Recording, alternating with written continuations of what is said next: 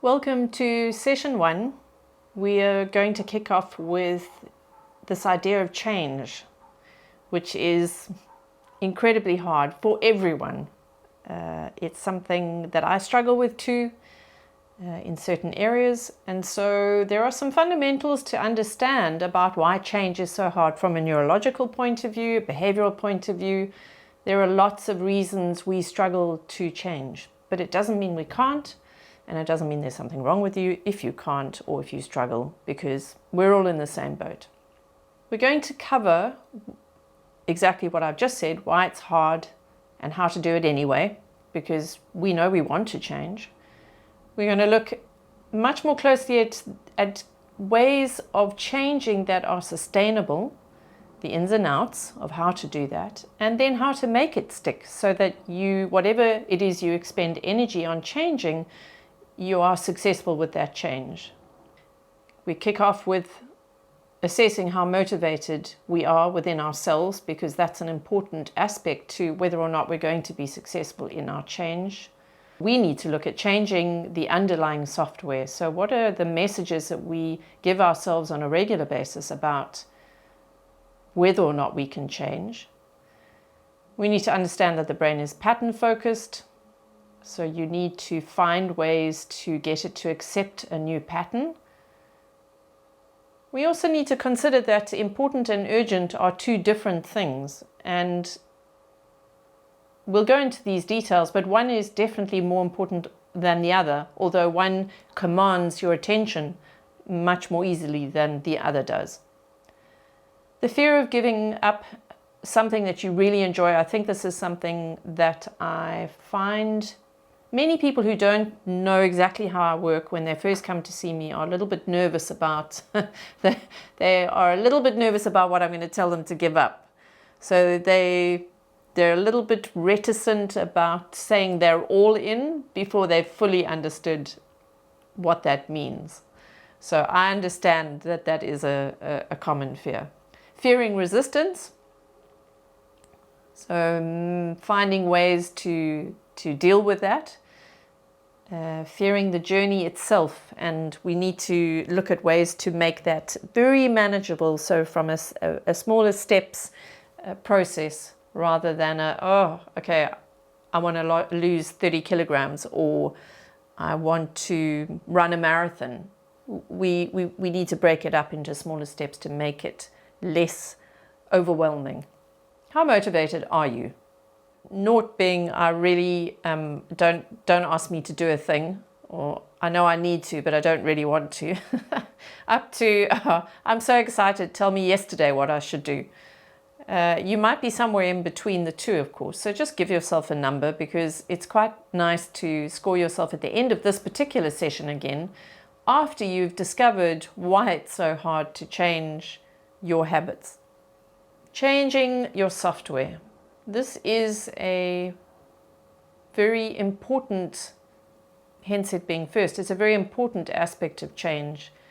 We need to understand that all the messages we received or have received through our lives have impacted on how we view the world.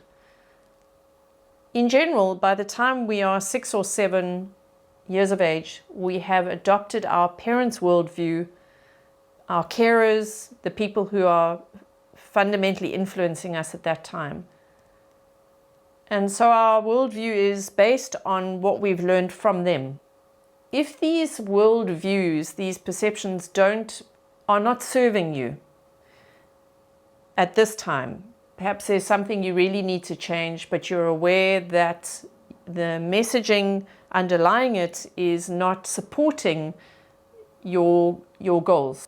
Perhaps you had parents who suggested to you that you started a lot of projects, but you just never finished them, or some such message. And maybe it was a message you received over and over and over again, because perhaps you did start things and not really finish them, but for maybe even good reason. Maybe you're one of these people who is brilliant. I know I have a client who is brilliant at ideas. She's terrible at implementing them, but she's the perfect person to think creatively and then hand an idea over to someone else to implement. So maybe you are one of those people, but your parents gave you this message that you just can never complete anything. And so you grew up believing that you just weren't ever going to be able to achieve the thing that you set out to achieve. Now, maybe you want to suddenly run a marathon or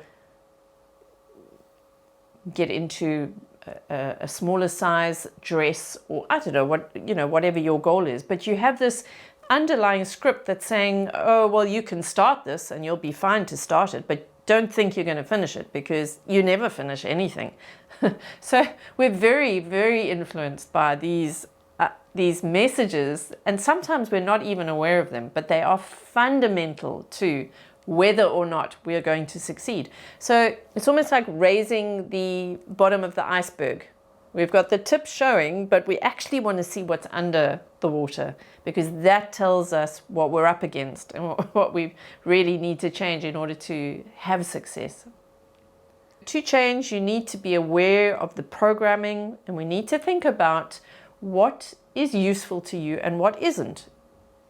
As an adult now, in this moment, is that message particularly useful to you? And if it's not, we need to take active steps to discard that message. And it's not as easy as just going, oh, well, I won't believe that anymore. Of course not. We need to find ways to change that. What is impossible, and I've seen this many times with clients. I might have someone who is very aware of what they need to do, but they might come back to me regularly, time after time after time, and they just haven't done what they know they need to do in order to make the change successfully. And sometimes I will ask them, at the point at which I can see that they really aren't going to do what they need to do, or what they've suggested they would like to do, is to take a piece of paper, split it down the middle, and go pros on one side and cons on the other. In other words, what are the pros and cons of doing what you need to be doing in order to achieve success?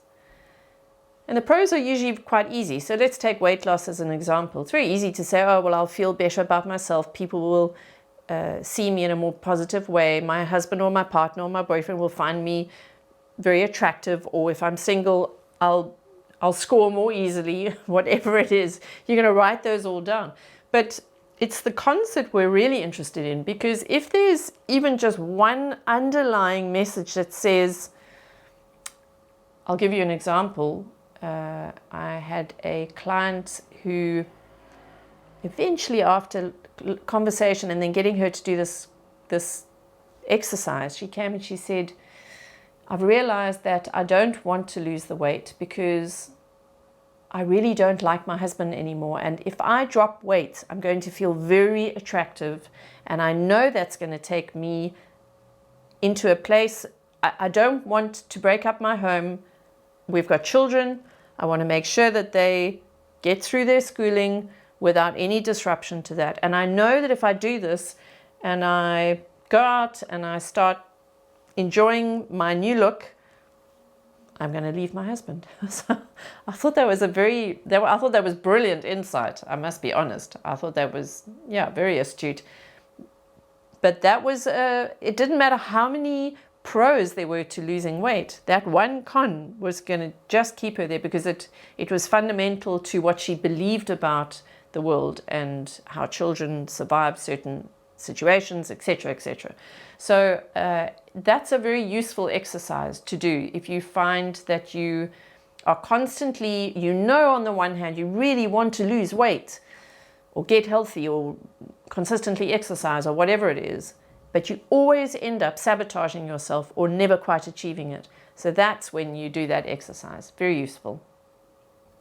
You can't arm wrestle your subconscious mind with your conscious mind. So you can't say, oh, I'm just going to lose weight, and then ignore what the subconscious is telling you. That's not how it works. So you have to learn we have to change the neurology in the brain. We need to change the networks in order for you to be able to change the behavior.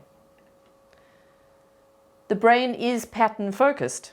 It's going to create shortcuts or neural networks to support certain habits. So if you imagine that it's like the highways and the byways, if you've got a road that is very, very smooth, 4-lane highway, because let's say every morning you wake up and you pass the mirror and you look at yourself in the mirror and you go, oh, I can't stand my body.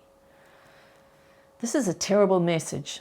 But if you say it often enough, and I have many clients who've been in this position, if they say it often enough, that neural pathway, so you've made a bridge for that particular thought process. Oh, I can't stand my body. And because you're doing it on a regular basis, and it might not just be once a day, it might be a few times a day, it might be over weeks or months or years or decades, you've created a superhighway, a 4-lane, smooth, beautifully tarred, working road. Now you come along and you say, I want to learn to love my body. Now, how are you going to do that? We have to build an alternate highway, but we have to do something about the fact that this is such a smooth, super tarred highway. We need to get it to the point where we lose it. In other words, we lose the neural connection that makes us think that way.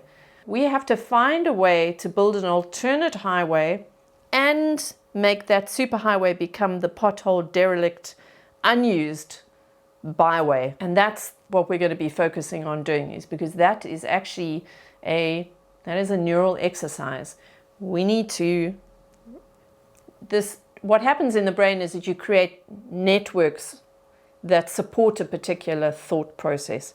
So you have to, and with the brain, the more you use it, the stronger that network becomes, and the less you use it, the weaker it becomes. So that's what we want to focus on, is using it less. So every time you catch yourself about to say in your mind internally, oh, I can't stand, you have to catch yourself, and lovingly, don't be harsh. And maybe you just replace it with something like, I'm going to learn to love myself, or what beautiful eyes you have. What fabulous kneecaps. Whatever it is you want to bring in instead, but we have to change this. We have to get out of that habit. Then there's the concept of urgent versus important.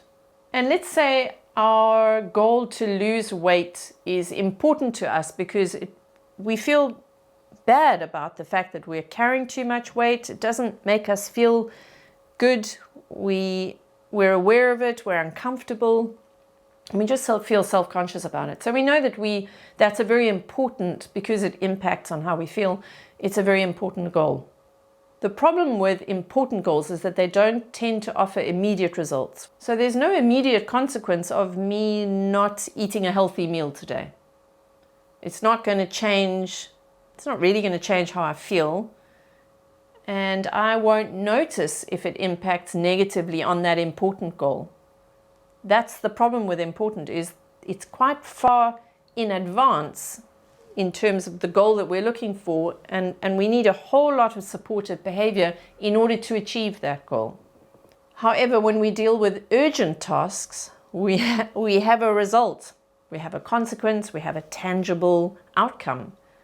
If I know that I have to pass a grocery store and buy something for dinner because I've got nothing at home, if I don't do that, the consequence in that moment or later in that day is going to be hunger and a very rowdy, unhappy family if you have one. So the consequence drives me to dealing with the urgent goal. A great task here I set my clients is to say, when you do the thing that the behavior that supports the goal, the long-term goal you have, let's say it's going to gym. Maybe your goal is to be one of those people who gyms 3 times a week consistently. It just is something you do, you don't even think about it. And maybe you're not even going to gym once a week at the moment. Let's say you start exercising. What you need to do is tune into how you feel in the exercise session, after the exercise session. Do you sleep better? Do you feel really relieved that you've done something for yourself? Do you feel less stressed? Do you get the endorphin rush? Try and find something that you can hook into as a positive that will be part of the thing that motivates you to do that again. You've got to find those little hooks, because the urgent stuff will just take over otherwise. So if you know you sleep better having exercised, and there are other urgent tasks that you kind of think, well, I probably could leave those tomorrow for tomorrow. If it's going to improve sleep, you're more likely to go and do that gym session, because you know the impact on sleep.